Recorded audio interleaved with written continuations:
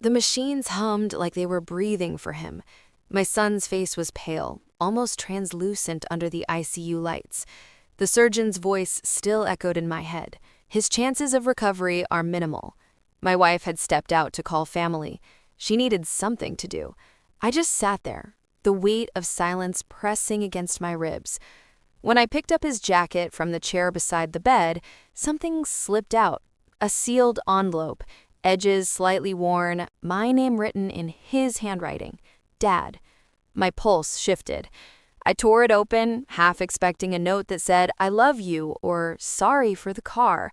Instead, it said, "Dad, if you're seeing this, go to storage unit 142. You'll understand everything. Everything." The word lingered like a threat.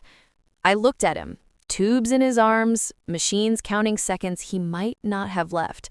He was 19, too young for secrets, too young to sound this deliberate. I folded the note back into the envelope, slipped it into my pocket, and sat down again. The hum of the ventilator sounded suddenly louder. Something about this wasn't an accident. The next morning, the hospital lights hadn't changed. They never do. I told my wife I needed air and left. Storage unit 142 was 20 minutes away. Industrial park, edge of town, the kind of place where people kept things they didn't want to remember.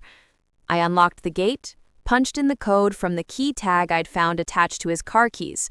The metal door rolled up with a screech that made my skin crawl. Inside, it wasn't what I expected. No junk, no clutter, just one thing. A small black duffel bag on a metal table and a stack of papers. The first page was a printout of a bank statement.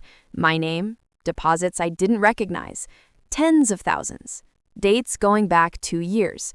The next was a photo. My son standing beside a man in a black suit I didn't know. My son was smiling, but not like himself, more like he was trying to prove something. Underneath, a flash drive taped to a piece of paper with 3 words written in red ink. For when it's safe. I didn't feel fear. Not yet, just cold clarity. The kind that comes when the truth starts to whisper. That night, I plugged the flash drive into my laptop in the hospital waiting room. The files were labeled by dates, security footage, text transcripts, GPS data. He'd been tracking something, someone. One video showed a warehouse, men exchanging envelopes, boxes loaded into trucks marked as medical supplies. Another file had a list of names, including one I recognized immediately, Dr. H. Morgan, neurosurgery, City General, my son's surgeon. It didn't make sense until I played the audio file. His voice came through, shaky but determined. "Dad, if something happens to me, it wasn't an accident. They're laundering money through the hospital, transplant donors that don't exist. Dr. Morgan is in on it. I have proof. But they found out I was tracing the transfers." Then silence. I looked up from the screen at the hallway leading to my son's room. The doctor's office was 3 doors down. The accident, the car, the impossible chance crash. The truth began to shape itself. When Dr. Morgan walked into the ICU that night, I was waiting. "Any updates?" I asked. He gave the same tired smile he always did. "We're doing everything we can."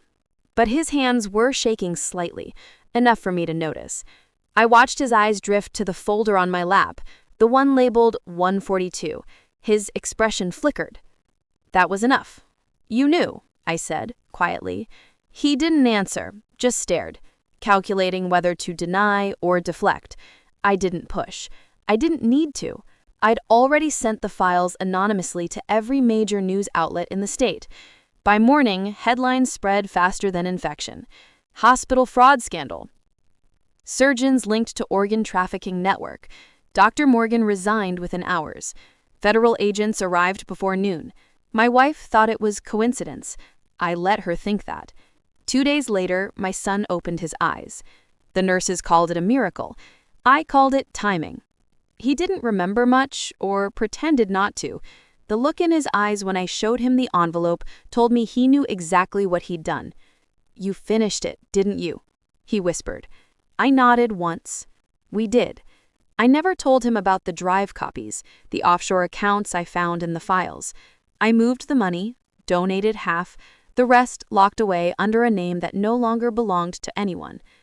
Dr. Morgan's name trended for weeks, then disappeared like all villains who finally meet daylight.